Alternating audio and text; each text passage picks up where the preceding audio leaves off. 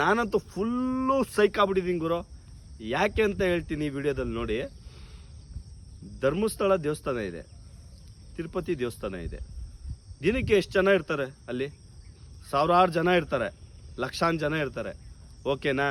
ನಮ್ಮ D boss ಮನೆಯಿಂದ ಹೊರಗಡೆ ಬಂದರೆ ಸಾಕು, ಕೋಟಿ ಕೋಟಿ ಜನ ರೋಡಲ್ಲಿ ನಿಂತ್ಕೊಂತಾರೆ ಕಣ್ರಿ. ನಾನಂತೂ ಫುಲ್ಲು ಶಾಕು. ಯಪ್ಪ, ಇಷ್ಟು ಜನನ ನಮ್ಮ ಬಾಸು ಸಂಪಾದನೆ ಮಾಡಿರೋದು. ದೇವಸ್ಥಾನದಲ್ಲೇ ಇರಲ್ಲ ಅಷ್ಟು ಜನ ನಮ್ಮ ಬಾಸ್ನ ನೋಡಕ್ ಬರ್ತಾರೆ ಅಂದ್ರೆ ನಮ್ಮ ಬಾಸ್ನ ಯಾವ ಲೆವೆಲಲ್ಲಿ ಇಕ್ಕಿದ್ದಾರೆ ಜನ ಅಂತ ಹೇಳಿ ಅಲ್ಲೇ ಗೊತ್ತಾಗುತ್ತೆ ನೋಡಿ ಎಲ್ಲರೂ.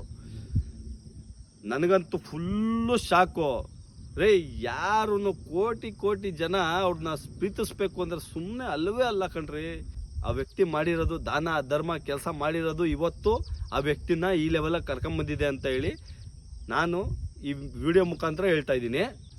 ದಯವಿಟ್ಟು ಯಾರ್ಯಾರು ಹೇಟರ್ಸ್ಗಳು ಹುರ್ಕೋಣ ಸ್ಟಾರ್ಟ್ ಮಾಡ್ತಾ ಇದ್ದೀರೋ ದಯವಿಟ್ಟು ಹುರ್ಕೊಂಬೇಡಿ. ನಿಮ್ಗಳು ಒಂದು ಚಾನ್ಸ್ ಕೊಡ್ತೀನಿ. ಜೈ ಡಿ ಬಾಸ್ ಅಂತ ಹೇಳಿ.